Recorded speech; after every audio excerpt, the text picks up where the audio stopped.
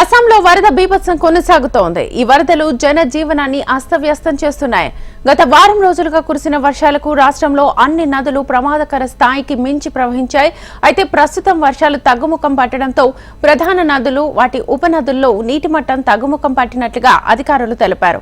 రాష్ట్ర వ్యాప్తంగా 17,70,000 మంది వరదలకు తీవ్ర ప్రభావితులయ్యారు. వరదల కారణంగా ఒక్కరోజే 7 ప్రాణాలు కోల్పోయారు.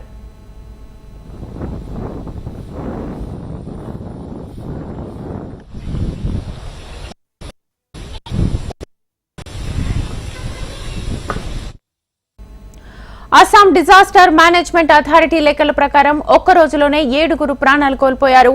కాచర్లో 2 మరణించగా దుబ్రి, ధేమాజీ, సౌత్ సల్మరా, నాగావ్, శివసాగర్ జిల్లాలో ఒక్కొక్కరి చొప్పున ప్రాణాలు కోల్పోయారు. దీంతో ఈ ఏడాది వరదలు, కొండచర్యలు విరిగిపడ్డం, తుఫానుల కారణంగా రాష్ట్రంలో మృతి చెందిన వారి సంఖ్య 92కు పెరిగింది. అందులో ఒక్క వరదల కారణంగానే 79 మంది ప్రాణాలు కోల్పోయారు.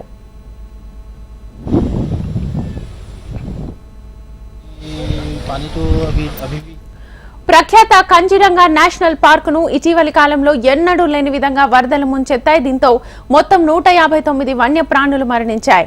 20 జంతువులు వరదలో కొట్టుకుపోయాయి. సుమారు 133 జంతువులను అధికారులు రక్షించి సురక్షిత ప్రాంతాలకు తరలించారు. ఈ వరదలకు రాష్ట్రంలో 13,66,829 జంతువులు ప్రభావితమయ్యాయి. వరదల కారణంగా రాష్ట్ర వ్యాప్తంగా 94 రోడ్లు పూర్తిగా దెబ్బతినగా 3 వంతెనలు కొట్టుకుపోయాయి. 26 ఇళ్లు, 6 కట్టలు కూడా దెబ్బతిన్నాయి.